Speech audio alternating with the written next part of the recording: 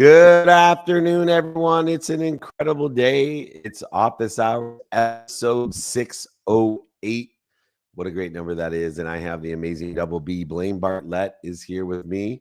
He's moving possibilities into reality. BlaineBartlett.com. He's been my mentor for years. He's mentored my team. He's mentored my community. And he has won the MVP of Office Hours Guests from season 6 filming, which we were so blessed to have him in Las Vegas at the Wynn in the new Sirius XM studios. It was such a blessing to have you, Blaine, and they have put out a report about you because you were doing so many bombs. They thought Homeland Security was going to have to come into the studio. The nuggets were everywhere. You are now mind. Thank you so much for being here. Hey, always. I love doing this show with you. I would never miss it if I had any choice or chance. And I'm 608. Yeah, we're at number 608. I love this. This is awesome. It is awesome. And for me, I started just because I wanted to have an excuse to hang out with you on Thursdays, but it's turned into more than just hanging out. We're truly built a huge audience and a huge show streaming on Apple at the airports, hotel rooms. I love seeing you when I'm waiting at the gate right there, which is a pleasure as well. But we have an extraordinary guest coming on, and we are blessed to have another expert in resilience, another executive coach, the CEO of Refactor Labs, Jason Shen. Welcome to Office Hours. Hey, David, how you doing? Hey, Blaine, what's going on? Hey, good to see you, buddy. Great nice to have you, Jason. Yes, of course. Well, your book is right up our path as we're moving things from possibilities to reality, and there's a path to pivot in order to get to reality from the possibilities or even probabilities. And the name of my podcast is The Playbook. So I love a practical playbook for startup founders who don't know what they don't know. So I'm going to start there with your new book here, The Path to Pivot. What are some of the things that startup founders just don't know? And sometimes they allow their ignorant arrogance to get in their way. Look, you gotta be a little arrogant. You gotta be a little delusional to start a company. I've done it 3 times, so I know better than most. But the thing is, your first idea is almost never gonna be the one, right? You get in there, you get excited, you raise some money, investors believe in you, and then all of a sudden things stop working, and you get scared. You kind of tighten up and you start to clamp down, and you stop dreaming big, and you start just trying to hold on to what you've got, rather than staying loose and remembering, like, hey, we're going prime time. We're going for the fences. And if that doesn't work, okay, chalk it up, go home, do something else, come back at it when you feel like it, right? And so remembering step 1, that this is about having a grand ambition and not settling for a, base hit or, something like that, and really swinging for the fences. That's step 1. And then step 2 is giving up what you got in order to go after something with greater upside return. See, I love the way, and I noticed something when you did this, when you said chalking up, you did it with your hands. A gymnast. That's right. I am a gymnast. You got me.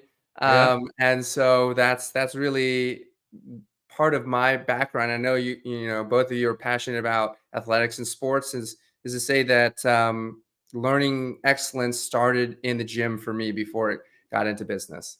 And that's the reason I wanted to mark that out. I was a gymnast at the University of Oregon. No way. I love it.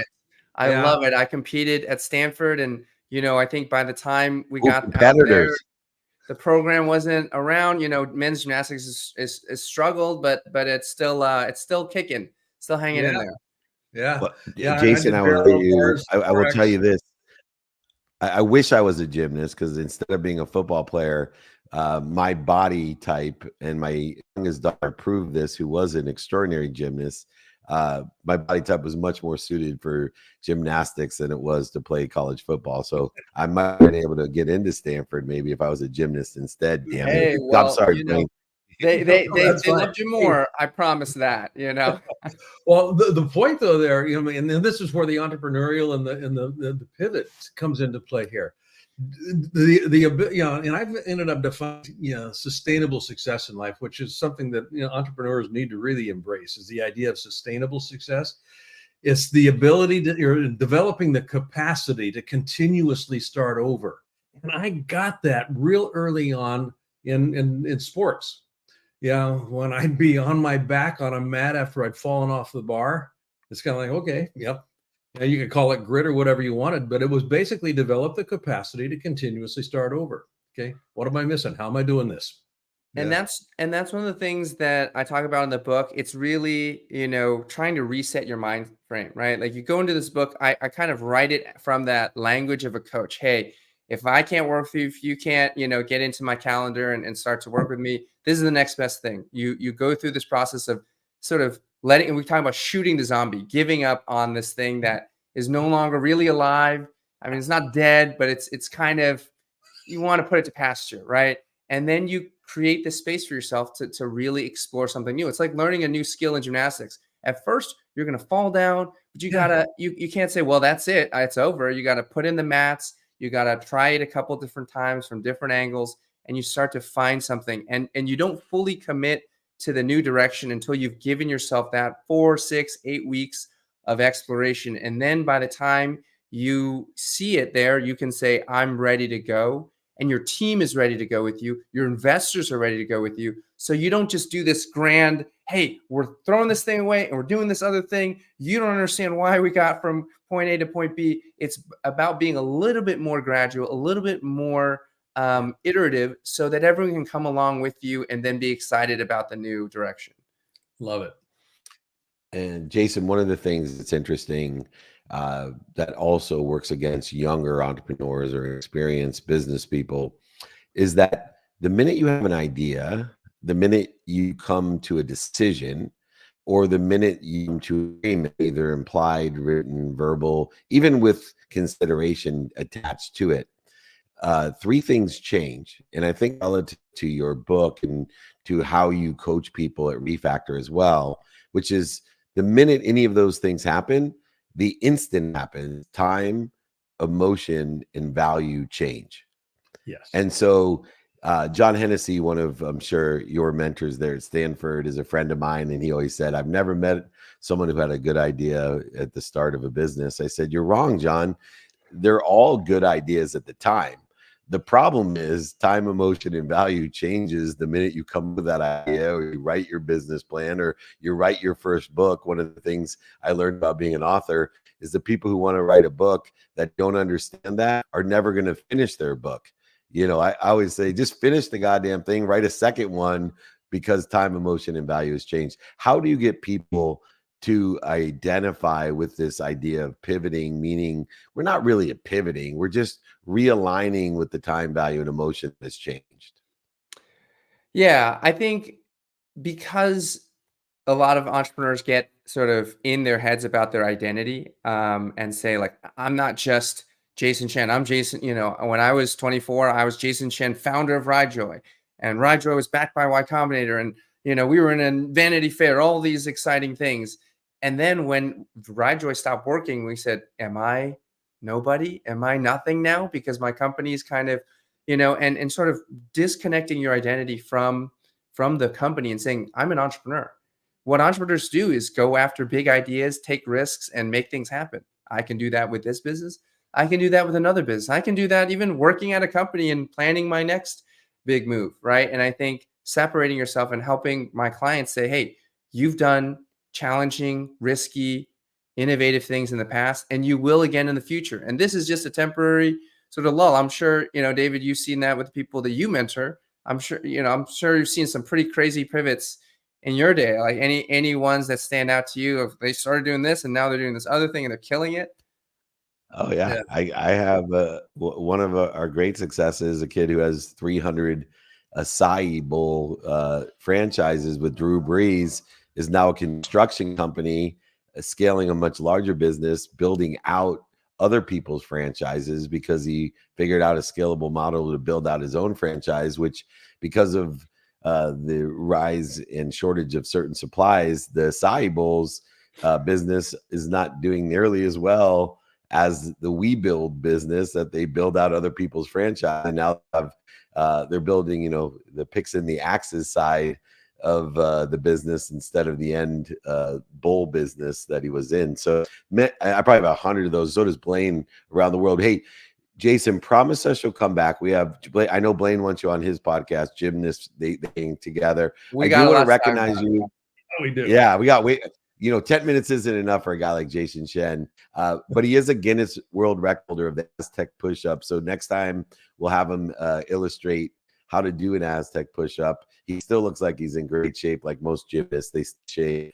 Refactor Labs. Check out his book. Absolutely an expansive book. Take your skills, your knowledge, and your desire. Utilize it on your path to pivot. It's a practical playbook for startup founders, especially. Jason, I'm also going to be in New York. We have a VIP dinner on Monday night. We would love to get an invite. So I'll have my team reach out so I can meet you in person. That'd be great. Thank you so much, guys. Take care. You bet. Congrats. I look forward to getting to know you better. Keep it up. What a great entrepreneur. I love it. Yeah, you just seen his face. I know he's equally surprised when you said you were a gymnast. That was awesome. In the PACT 8. I know it was called the PACT 8. Yeah, it was probably the PACT 10. PACT 8 when I was there. PACT 10 when Jason was there. PACT 8. Now it's the PACT 12. Maybe now they're going to be back to the PACT 6.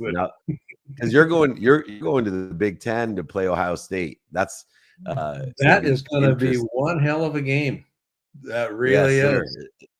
I've been watching. You got it home. I'm going up. I got tickets, so I'm going up with Miles. So maybe you have to join us. Yeah. Okay. I know it's gonna be tough because they're making me wear Oregon gear because they want me to be on the sideline as well, and I have to wear Oregon gear on the sideline. No Buckeyes that day. Now we're gonna be good for mine on another extraordinary entrepreneur changing the world, and he is doing extremely well to do good, which is, I know, one of our philosophies with Compassionate Capitalism, the book that we wrote together. Our friend Nelson is here. McElveen, welcome to Office Hours. He's the CEO of Sentry H2O. And I always think the highest quality of H2O when I think of Nelson. Welcome to Office Hours. Where's Nelson? Oh my goodness. I am so sorry, Rodger. Yeah, I'm Rodger. We got the wrong guy. That was my fault. That's my fault. I skipped over my notes. I was looking for Nelson and a friend of mine. I'm like, oh, that's weird. Anyway, let me introduce a new friend of mine, the COO of Packaging and Creating Technology, PACT, P-A-C-T, Rodger Mort. Welcome to Office Hours. Thank you. It's good to be here. It's great to have you. Thank you for your patience as well. You can call me anything you want. It's okay. Well, if you knew Nelson, you would take it as a compliment. It's like when someone mistakes me for Blaine. I'm like, well, you could do a lot worse. So thank you so much. No now you guys have a recent launch of a new charitable program. At least I was right in the similarity between you and Nelson of being a compassionate capitalist and doing well to do good. So you probably thought I was on the right track, at least, Rodger. Yep. Talk about how you have learned to be abundant, to not only make a lot of money, but help a lot of people without any scarcity or fear that there won't be enough for you in your family business. Well, back in 2010, I read this book called The Secret. And basically, when you go through it, and there's a lot of us, you stop fearing for what you don't have. You're thankful for what you do have. And when I get more and more, I just still give away 30% of it to try to help other people. And it just snowballs and keeps coming. And it's funny because, the reason I'm on this show today is because of my promoter, Alicia. A couple of years ago, we met at a New Year's Eve function that was for mental health. And my fiance bought the tickets and we go, and I'm like sitting there and we start talking. And I'm like, you know what, Alicia? I don't know why we ended up next to each other, but I can tell you we got a future together. And about 3 months later, I got rid of my promotion company that I had, got her on board, and ever since, it's been going amazing. People just show up in my life at the exact right time, and I recognize their skills and where they fit in. And sometimes they leave quickly. Other times we have relationship for, 10, 15 years. Yeah. Well, speaking of which, I was someone, my wife loved the movie The Secret. I was resistant initially to the movie Secret. I started to adopt and lean into The Secret. I meet Blaine Bartlett and his wife. I end up being on the Transformational Leadership Council, which was The Secret, and with Jack Canfield. And then I got asked on Netflix to be in the movie with Blaine, Beyond the Secret, with our friends as well. So you can check the sequel out on Netflix, Beyond the Secret. And I always laugh because I was on a bus with Blaine Bartlett and John Asseroff and Jack Canfield and Proctor and all these amazing people that were in the movie The Secret with my wife. And she kept kicking me going, should I tell them that you thought the movie was stupid the first time you watched it? And now you're a member of Transformational Leadership Council that produced that show. Anyway, speak our language. Let me let the experts speak to you, Rodger, because Blaine Bartlett has written the book about the laws of attraction, gravity, Goya, others in physical, metaphysical, and quantum physical realm. Well, you know what?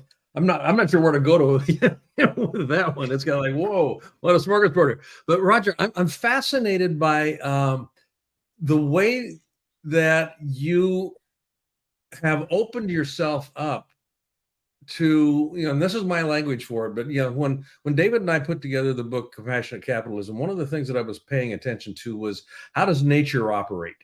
Yeah, nature's the only truly free market economy that I've ever come across. We call other things free market, but they're not.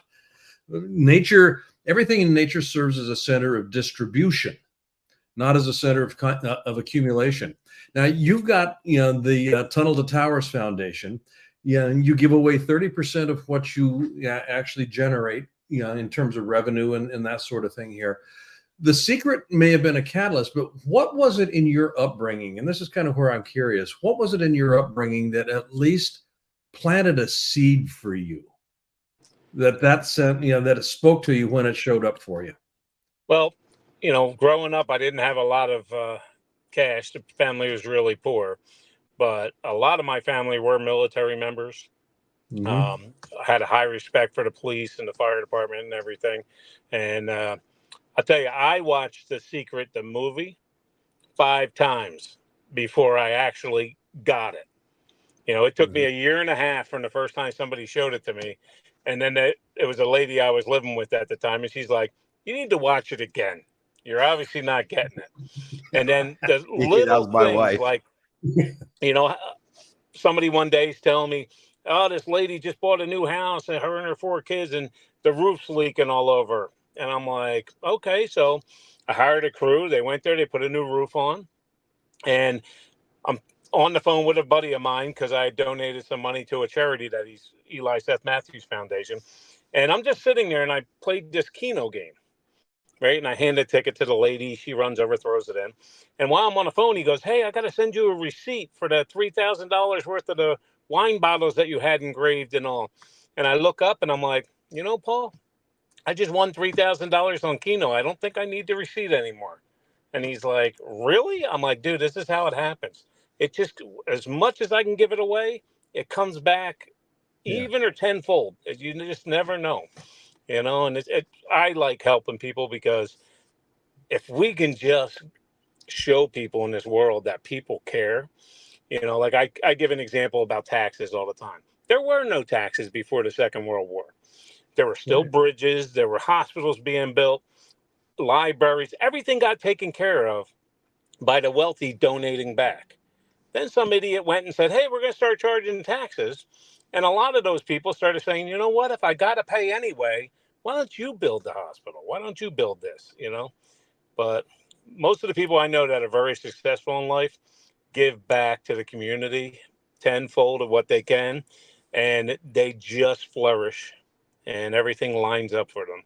And I've been fortunate enough to be one of those people. You're looking at two other ones between Blaine Bartlett and I, and the infinite loop of giving for those that give and are given more, receive more, ask for more, and then are able to give more than more and be given more than more and receive more than more and ask for more than more up in a world like all three of us, a world of more than enough of everything for everyone.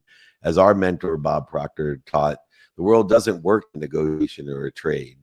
It is simply abundant in its nature. There's more than enough. And as we learn to put our attention on matters and give our intention, what we're doing, saying, thinking, believing in an abundant way, there will be more than enough in that way for everyone and everything for everyone. And I love being entrepreneurs in an industry like creating and packaging, CT, and your launch of its new charitable program that benefits the Tunnel to Tower Foundation. I'm sure all that you do, not just with your money, but with what you're doing, saying, thinking, feeling, and believing towards the towers of tunnel, up the Tower of Tunnel Foundation, Tunnel to Towers Foundation, that they will be receiving and being given even more.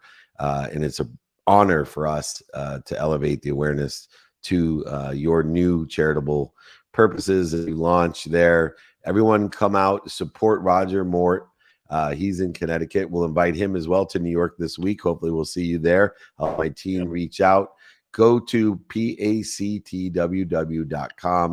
to learn more about PACT and more about their charitable giving.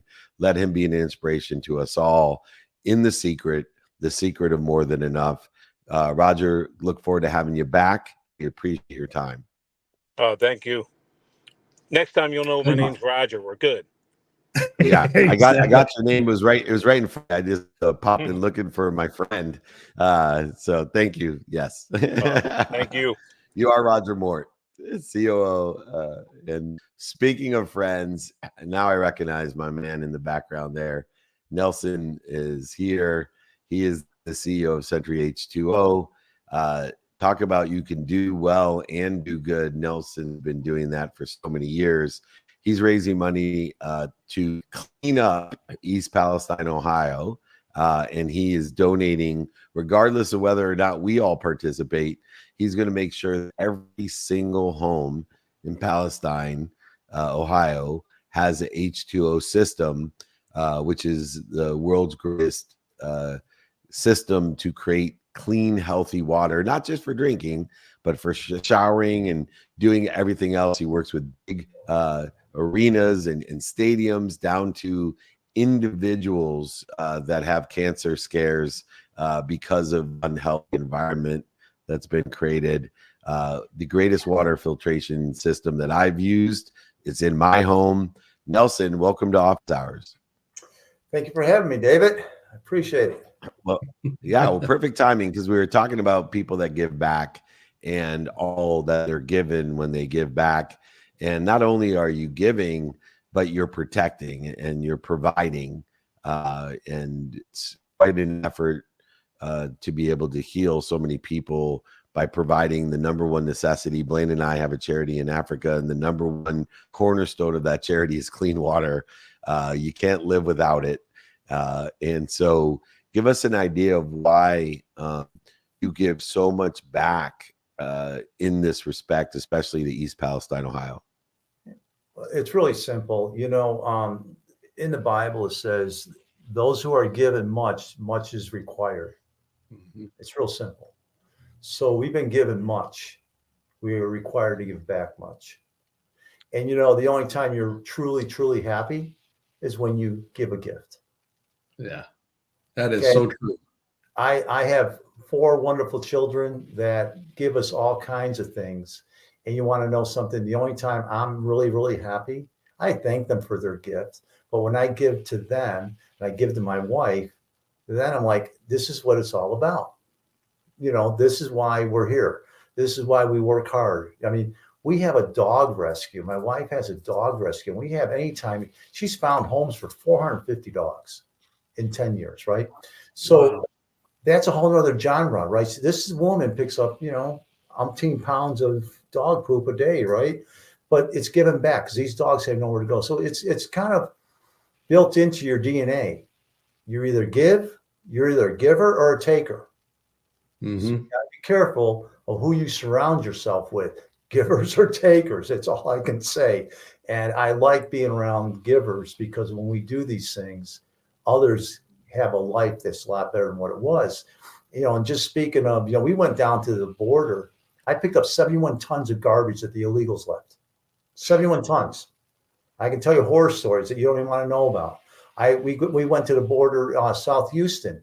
There's an encampment there. We picked up 100 dogs that were being abused. Took them back to Big Dog Ranch in Florida. We went to Eagle Pass, grabbed every dog that was in a pound there, we took away, gave it a life. Those are the things that matter in life. But here's the problem. All that costs something. It all costs you something. It costs you time, energy, and money. That's what it costs you. So the choice in life is, what are you willing to pay to help others? That's what it comes to. So we made a decision, my wife and I. We went into East Palestine when the accident happened. We went in and we gave 200 systems out of our own pocket. We did have a few folks that did donate some money, which really was appreciated. And then we stepped back. We were a young company at the time. We stepped back and we looked at everything and we said, well, let's go back and give every home a system. We know the product removes the vinyl chloride. We know that. So that cost to us will be somewhere around $250,000. Okay. So whenever people give, then my kids are going to have a Christmas present this year. If they don't give, no Christmas. They gave their Christmas present to East Palestine. That's how it works, right? So somewhere it has to go. So bottom line is we are pretty excited about this. And we have some pretty heavy hitters stepping up to the plate now that want to be part of this movement of going back. And we're going to do it. I mean, we've already started building. It takes a moment to build 2,000 systems. Okay. And we're getting it done. It's starting to get done. And by the time September comes around, it'll be loaded up onto a truck and off it goes. What's fascinating to me about this, Nelson, is you initially did this with these, bringing water into, at least initially in 2023 when the accident happened about a year ago. But that was also the same time that you set up the company. Yes. So it was kind of like immediately you were not into let's build a market. You were into what can we give? How can we make a difference here? Yeah. That mentality is so bloody unique. Truly. Is it? I thought it was normal. Yes. Well, I'd love to see it be more normal. That's why we wrote this book, Compassionate Capitalism. But the idea of business, create an opportunity for people to thrive. If I'm doing that, I'm off to the races. That's what you're doing with your system, creating the opportunity to thrive. And you find a way to fund it, and that's the good work. That's the good work. Well, we have another business, and we make plastic widgets. Okay, mm-hmm. So if you get on a Boeing airplane, Airbus, you're on my product. All the plastic is mine. And we do these cell towers, and you guys are in California, right? The palm leaves. Seattle. Seattle. Well, if you go down south, on top of the Verizon and AT&T cell towers, there's these plastic pieces up there to make them look nice, right? That's mine. I make all the palm leaves, all the eucalyptus leaves. We do things for Homeland Security. So we do very high-end products in the plastic world. And that is where we started. And we were in the water industry for 20 years. And we found out, we realized that the water systems that people were drinking were poison. RO systems will kill you. We have the only product in the world that will make you healthy. Okay. So there's a big difference in what we're doing. And we got involved with some high level folks, and we just decided that we started this business a year and a half ago, give or take. And I hate to say this is really bad to say, but I'm going to say it anyway. Disasters create the best opportunities. Okay. So if you had a water business and they tainted the water, you had the only thing that'll take the vinyl chloride out of the water, and your tests show it, you win. You're not black magic. You're not a joke. You win. So that's what we did at Century. We have a business. Our mission statement is help those who can't help themselves. Okay. Mm. That's our mission statement. That's what we do for a living. And I'm going to be honest with you. I have so many people that have gave us feedback that after taking our water in for months and months and months, things have changed in their body. You know, Yeah. some folks have the cancer, some folks have all kinds of things. And if you really look at it, water is the essential to any way of living. We even water cows, calves. So a calf won't wean anymore because it won't drink the poison water. Mm-hmm. It's ours. So it's a lot of crazy stuff with water. And we're really finding that the opportunities, guys, are endless. I mean, come on. I mean, we were in the Sun Stadium, right? Boom. Those guys, they love it. And guess what? Here's the saddest thing. So you go to a stadium and you have a glass of your favorite beverage. But what do you get in your favorite beverage? Ice. What's it? How do they make ice? Ice is made with phosphates. So the phosphates keep the scale from sticking to the ice makers, which now poison you. With us, we use oxygen. Oxygen keeps the scale from sticking to the ice makers and doesn't poison you. So if you drink any of the water at the wellness stations, in the locker rooms, anywhere, the ice machines and the steamers, it's our product that's controlling it. Totally different animal. And that's why it's a very important product to have in any stadium. And they love it. I mean, and the Footprint owns the building, okay? Well, Footprint's mission is to change the carbon footprint of the world, right? They didn't even test our product. They see what was in it and said, this is as green as it gets. We want it. And they've been buying it ever since. It's nuts. I mean, so by doing these things, guys, we feel that, okay, you can market one way or the other. You can go out and you can market, or you can go to a big box store. You can sell your product in many genres, right? We don't. We sell it off our website, and we market by doing things that matter. If you go to our Instagram page, you'll see crazy stuff on there, like helping people in a state we don't even know who they are. I've never met them. Or going and helping a dog that would bite you if it had a chance, right? We don't know these things. So we went and we do these different things around the country, and that's our marketing strategy. That's how we get people's attention. That's why we have thousands of people following our Instagram page, because they got these guys are doing crazy things that matter. And at the end of the day, I don't know, we do things in Nigeria. We have a hospital. It's one of the only hospitals in East Nigeria that does plastic surgery, works with the AIDS people. It does major surgeries. They have a nursing program. We manage their water. Because you can drill a well. They call them boreholes, I believe. Is that right? Boreholes. Yeah. You can do that, but what comes up? Parasites. We control the parasites. We control the arsenic. We control all the stuff that the mines down the road put in the water, in the ground. We pull it out. So that's what we do over in Africa. When you mentioned Africa, you hit me right in the like, whoa, hey, if you guys want a partnership on anything in Africa to take care of water, we know how to fix it. I'm dealing right now with a home, and it's not the first one, several like this, with uranium in the water. Here in America, uranium. The city told the people, you can't drink your water. You can't shower in this water. They have wells. I went in there, put some systems in, 100% removed. They can't believe what we did. They're like, how do you take uranium out of the water? I take arsenic out of the water with carbon. Nobody can do that. We do it. We had the best chemists in the world working with us. This is and I've been great. doing it for years. Those that cannot help themselves, SentryH2O.com, at SentryH2O. Nelson Levine, thank you so much for everything that you're doing. I know as a Buckeye, everyone in Ohio certainly appreciates you.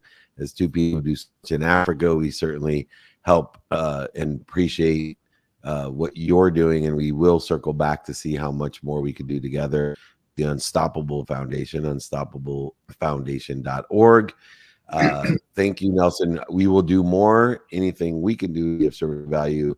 Let's all help one another. Let's especially help those who can't help themselves with Nelson and H2O, SentryH2O.com. David, we'll see you soon, my friend. Thank you again. David, real quick, use David 10. Use David 10. We'll give. Yes. Okay, take care, guys. Okay. You got it, my Thanks, brother. Nelson. I'll see you soon. Thanks, Nelson. All right. Talk soon, Buzz. He's awesome.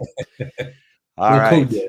Once David again, 10. proving I'm not perfect, but I'm persistent. And I hope that Rodger comes back, even though I was calling on another guest. I'm sure he understands. What is your takeaway of the day, Double B? Shoot the zombie.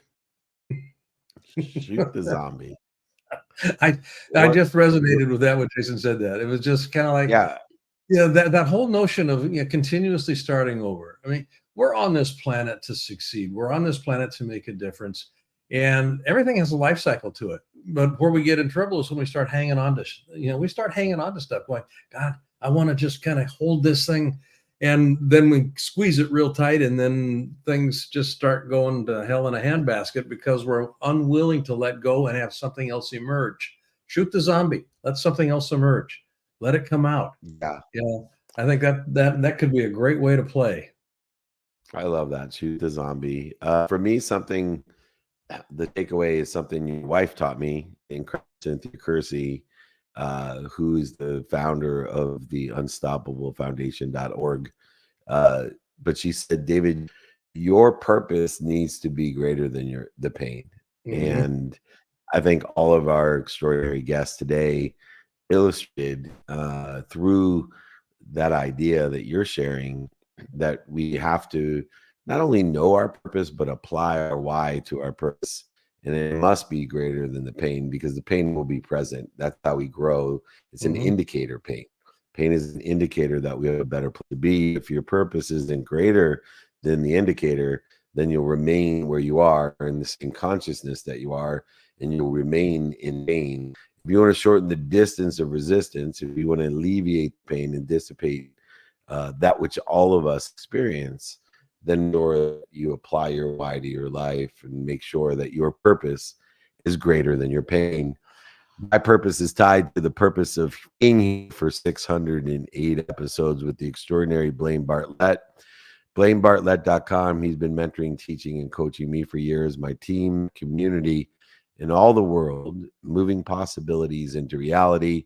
We are blessed to have such an extraordinary human being giving up his time to help others give up their time. Blaine Bartlett, as always, I already look forward to next Thursday. Thanks for joining me.